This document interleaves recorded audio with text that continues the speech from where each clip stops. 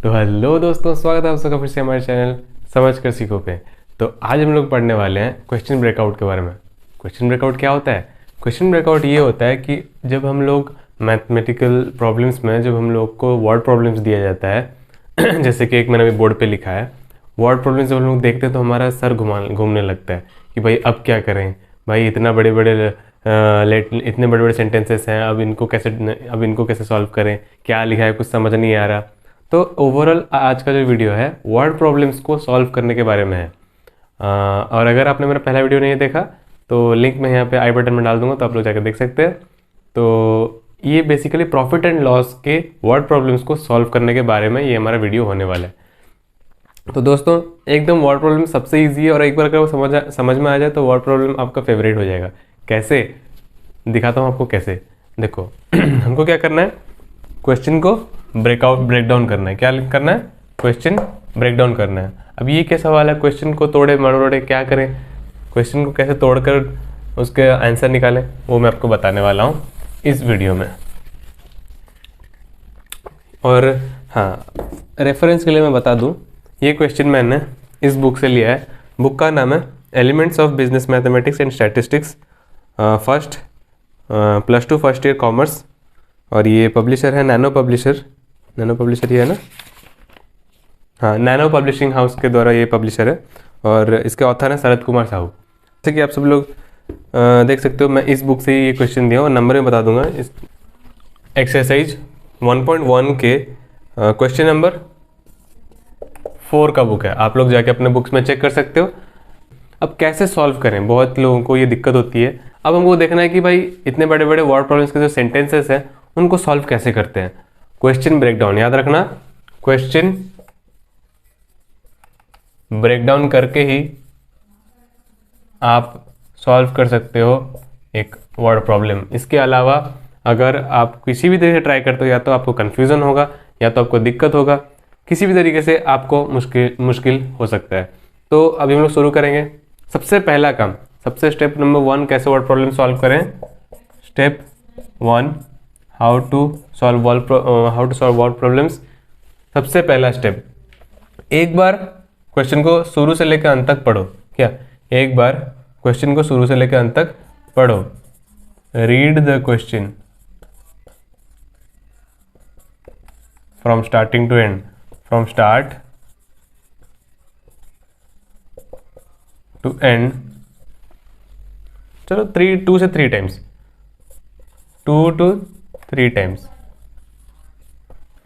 बस 2 से शुरुआत में ऐसे करना है। धीरे धीरे आपको जब आदत हो जाएगा, आपको और 2-3 बार पढ़ना जरूरत पड़ेगा, आप एक बार में ही समझ लोगे। तो read the question from start to end 2 to 3 times, 2 से 3 मरतबा आपको क्वेश्चन पढ़ना है। 2 से 3 बार आपको क्वेश्चन को एक बार आराम से पढ़ना है। फिर आपको स्टेप नंबर 2 में बताऊंगा क्या करना है। A man bought an old scooter by paying ₹4,800 and spent ₹1,200 on its repairs. Then he sold it for ₹7,200. Find his profit %. ठीक है इतना। दूसरा कोई स्टेप, तो स्टेप 2 क्या करना है। तो स्टेप 1 तो कंप्लीट हो गया। अब स्टेप 2 क्या करना है, ब्रेक डाउन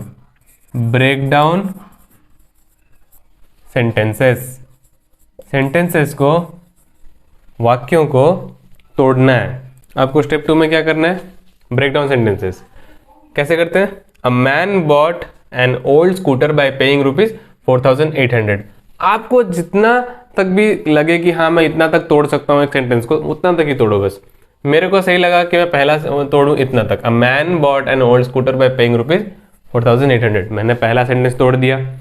एंड ये सुनने में जरा फनी लग रहा है तोड़ना, बट हाँ इसी के जरिए आप सॉल्व कर सकते हो इजीली एकदम, चाहे जितना ही बड़ा वर्ड प्रॉब्लम आपको दिया गया हो। अ man bought an old scooter bye paying ₹4,800 and spent, ये मेरा दूसरा सेंटेंस है, स्पेंट ₹1,200 ऑन इट्स रिपेयर्स। यहां मैंने मार्क कर दिया दूसरा। तीसरा line, then he sold it for ₹7,200, ये मैंने कर दिया तीसरा ब्रेकडाउन। आखिरी और फाइनल ब्रेकडाउन, जो कि हमेशा क्वेश्चन होता है, main question, find his profit %। क्या निकालना है हम लोग को मेन क्वेश्चन में, इस केस से प्रॉफिट % निकालना है। ठीक है, तो हम लोग को क्या मिला इसमें, पहला स्टेप तो हो गया, दूसरा स्टेप तो हो गया। अब स्टेप नंबर 3 जो कि सबसे इंपॉर्टेंट है, सबसे इंपॉर्टेंट है, ध्यान देके सुनिएगा। Step number 3, translate. हमको ट्रांसलेट करना है। किस चीज को ट्रांसलेट करना है? Translate the breakdown sentences, translate the already breakdown या ब्रोक डाउन सेंटेंसेस। हमको क्या करना है? ट्रांसलेट करना है अपने लैंग्वेज में। किसको ट्रांसलेट करना है? पूरे लाइन, पूरे सेंटेंसेस को नहीं करना है, पूरे सेंटेंस को नहीं करना है, हमको बस यहां से इतना तक करना है। एक बार देख लो आप बोर्ड को सही से, देख लिए कहां से कहां तक करना है। पहले यहां से यहां तक मैं करूंगा ब्रेक, फिर दूसरा सेंटेंस यहां से यहां तक, फिर तीसरा यहां से यहां तक, चौथा यहां से यहां तक। तो ट्रांसलेट करते हैं, चलो मेरे साथ। आप भी ट्राई करना और बोलना कि आप कितना सेंटेंस को ट्रांसलेट कर पाए, ठीक है, कमेंट सेक्शन में। अ man bought an old scooter bye paying ₹4,800। एक आदमी ने पुराना स्कूटर खरीदा, कितने रुपए में? अ मैन, इतना तो हमको आता है।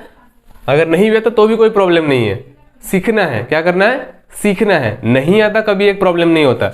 एक दिक्कत तब नहीं होता जब आपको नहीं आता, दिक्कत तब होता है जब आप शर्म के बारे या फिर कौन के सोचेगा कि ये सोच के आप सीखना ही नहीं चाहते, आप डाउट पूछना ही नहीं चाहते सर को, या सर चिल्लाएंगे ये सोच के।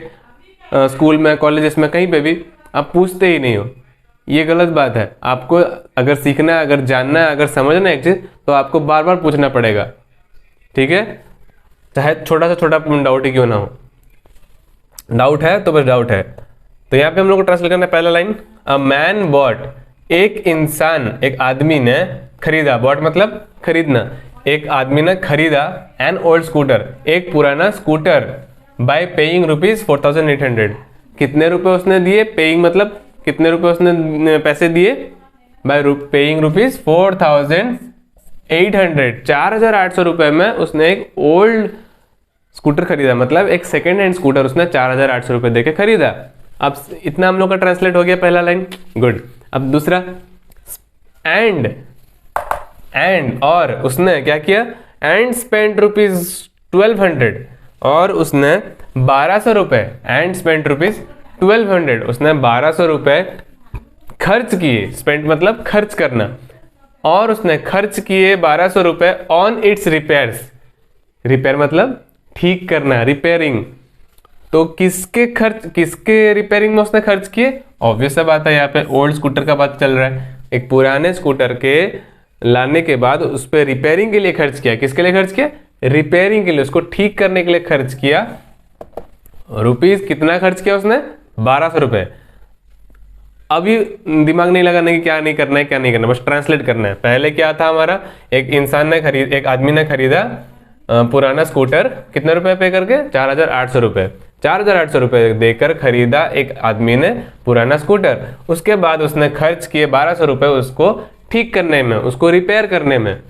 तीसरा line, then he sold it for ₹7,200, ₹7,200। उसके बाद ये सब खत्म करने के बाद, पहले उसने 4,800 में खरीदा, बाद में उसने 1,200 रुपए में स्कूटर का जो भी प्रॉब्लम था उसको ठीक किया। तीसरे में उसने क्या किया? 7,000, जब ये सब खत्म होने के बाद उसने 7,200 रुपीज में स्कूटर को उसने बेच दिया।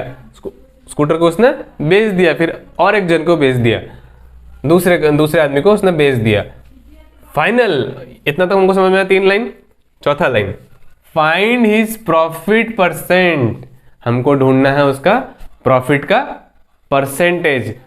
प्रॉफिट परसेंट कितना है उसका? और प्रॉफिट परसेंट निकालने के लिए हमको सबसे पहले क्या निकालना चाहिए? प्रॉफिट परसेंट निकालने के लिए सबसे पहले हमको निकालना है प्रॉफिट। हम पहले प्रॉफिट अमाउंट निकाल लेंगे, तब जाके हम लोग प्रॉफिट परसेंट निकाल पाएंगे, ठीक है। इतना समझ में आया? चलो मैं आप लोग के सामने ही ये करूंगा।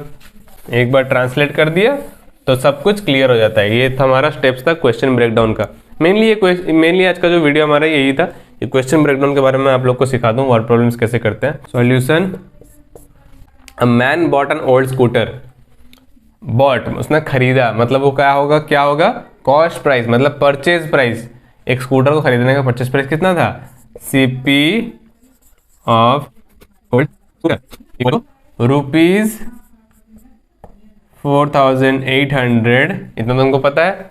और कॉस्ट प्राइस के साथ क्या क्या चीज ऐड होता है? कॉस्ट प्राइस के साथ मतलब जो परचेज प्राइस होता है उसके साथ सिर्फ प्रोडक्ट का परचेज प्राइस ही सिर्फ काउंट नहीं होता, प्रोडक्ट का सिर्फ खरीदने का प्राइस ही सिर्फ काउंट नहीं होता, और क्या क्या काउंट होता है, कमीशन, ब्रोकरेज, उसको लाने के लिए जो ट्रांसपोर्टेशन का चार्ज लगा, ट्रांसपोर्ट चार्ज, ये सभी काउंट होता है, तब जाके एक्चुअल प्रॉफिट हमारा निकल पाता है, नहीं तो आप ढूंढते रह जाओगे और आपको आंसर कभी नहीं मिलेगा। तो यहाँ पे हम लोग का खरीदने के लिए उसको खर्च हुए 4,800 रुपए, लेकिन दूसरे लाइन पढ़ते हुए तो और क्या नजर आता है, and spend ₹1200 on it's repairs, और साथ में उसने क्या किया, 1200 रुपये फिर से खर्च किए स्कूटर को, पुराने स्कूटर को ठीक करने के लिए। तो ये क्या हो जाएगा, प्लस रिपेयरिंग चार्ज, क्या चार्ज, रिपेयरिंग चार्ज कितना, प्लस ₹1200, यहां मैं लिख देता हूं रिपेयरिंग चार्ज, उसने एक्स्ट्रा 1200 रुपए रिपेयर करने के लिए खर्च किए। उसके बाद हमारा फाइनल कॉस्ट प्राइस क्या निकलता है, ये होता है हमारा फाइनल कॉस्ट प्राइस, याद रखना 4,800 प्लस 1200 हो गया रुपीज, कितना हो गया, 6,000 हो गया हमारा कॉस्ट प्राइस, मतलब टोटल खरीदने का प्राइस, हमारा पुराने स्कूटर को खरीदने का प्राइस कितना हो गया, ₹6,000। कभी भी इग्नोर मत करना, ट्रांसपोर्टेशन चार्ज, रिपेयरिंग चार्ज, दूसरों को लाने के लिए कमीशन, ब्रोकरेज, ये सब कभी भी इग्नोर मत करना, वो सबसे इंपॉर्टेंट होता है। कॉस्ट प्राइस निकल गया हमारा। अब क्वेश्चन क्या पूछा है, then he sold it for, उसने बेचा कितने रुपए में, 7,200 रुपए में, 7,200 में उसने बेचा। तो सेलिंग प्राइस का शॉर्ट फॉर्म जो कि है एसपी, कॉस्ट प्राइस का short form CP, selling price और सेल्स प्राइस का शॉर्ट फॉर्म एसपी मतलब selling price of old scooter equals, उसी पुराने स्कूटर को बेचा उसने कितने रुपए में, ₹7,200। क्लियर है इतना, जो क्वेश्चन में दिया था हम लोग ने उसको सॉल्यूशन के फॉर्मेट में लिख दिया। सॉल्यूशन का फॉर्मेट क्या होता है आप पूछ सकते हो, लेकिन आप नहीं पूछते मैं बता रहा हूं, जितने शॉर्ट में आप लिख सकते हो सॉल्यूशन को, सीपी मतलब cost price of old scooter, इतना जैसे जितना क्लियर अगर मैं शॉर्ट में कहूं तो सॉल्यूशन को आपको इस तरीके से लिखना है जिस तरीके से कि आंसर देखते ही पता चल जाए, अरे हाँ एकदम स्ट्रेट टू पॉइंट है, एकदम क्लियर है, क्लैरिटी है आंसर में, ठीक है। तो cost price of old scooter यहाँ पे दिख रहा है कि 6,000 रुपये खर्च किए, 4,800 रुपये में खरीदा और 1,200 रुपये रिपेयरिंग चार्ज, 4,800 क्या हो गया, परचेज प्राइस, ठीक है, और 1,200 रुपये क्या हो गया, रिपेयरिंग चार्ज या फिर रिपेयरिंग प्राइस कुछ भी बोल सकते हो। फाइनल कॉस्ट प्राइस हमारा कितना निकला, ₹6,000। तो अब आते हैं हम लोग सेलिंग प्राइस के ऊपर, बेचा कितने रुपए में, selling price of old scooter is equal ₹7,200 मतलब 7,200। इतना तो क्लियर, और कुछ एक्स्ट्रा नहीं दिया। अब आते हैं मेन क्वेश्चन पे, फाइंड हिज प्रॉफिट परसेंट। याद रखना हमेशा मेन क्वेश्चन लास्ट में ही देता है, मैक्सिमम क्या, हर एक क्वेश्चन में ऑलमोस्ट फाइंड लास्ट में एक मेन क्वेश्चन देता है, तो उसमें ज्यादा ध्यान देना। फाइंड हिज प्रॉफिट परसेंट सबसे ज्यादा इंपॉर्टेंट, कि क्या ढूंढने को दिया है क्वेश्चन में, ये ढूंढने को दिया है कि उसका प्रॉफिट परसेंट ढूंढना है, सिर्फ प्रॉफिट नहीं ढूंढना है, क्या ढूंढना है, प्रॉफिट परसेंटेज ढूंढना है। देखते हैं क्या होता है। प्रॉफिट परसेंट ढूंढने के लिए सबसे पहले क्या चाहिए हमको, प्रॉफिट को ढूंढना जरूरी है, और प्रॉफिट का फॉर्मूला क्या होता है,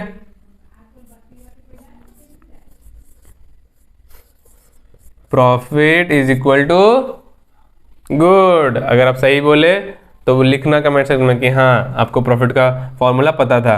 profit is equal to selling price minus cost price which is equal to, selling price क्या था 7,200 माइनस, आप भी सॉल्व कीजिए, माइनस 4,000 जो कि कॉस्ट प्राइस था 4,800 प्लस 1,200 कितना हो गया था 6,000 माइनस 6,000 इक्वल्स रुपीज, कितना हुआ आंसर यहां पे लिख देता हूं, इक्वल्स रुपीज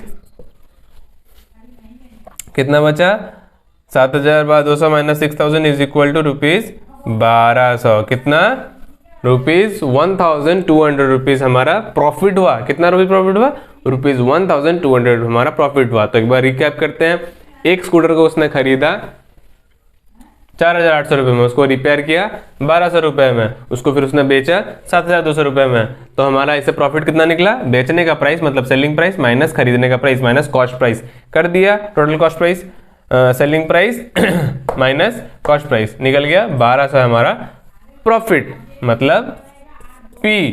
क्वेश्चन ने क्या पूछा है? प्रॉफिट ढूंढने को बोला है? नहीं, क्वेश्चन ने बोला है प्रॉफिट का परसेंटेज ढूंढो। लेकिन प्रॉफिट परसेंटेज ढूंढने के लिए हमको सबसे पहले निकालना जरूरी था प्रॉफिट, जो कि मैंने निकाल दिया। अब बारी आता है हेंस प्रॉफिट परसेंटेज का शॉर्ट फॉर्म है P percentage is equal to, मतलब profit percentage is equal to, profit का short form P percentage is equal to profit percentage. Profit percentage is equal to formula बोलो, profit by CP into 100। Profit by CP into 100 is equal to profit था 1,200 रुपये, cost price था 6,000 रुपये into 100। बस value डालो, बस formula आता है तो वैल्यू डालो, आंसर निकालो। और क्या हमारा ये कट जाएगा, ये कट जाएगा और 6 120 कट जाएगा। 6 2 जा 12, 6 0 जा 0 हो जाएगा।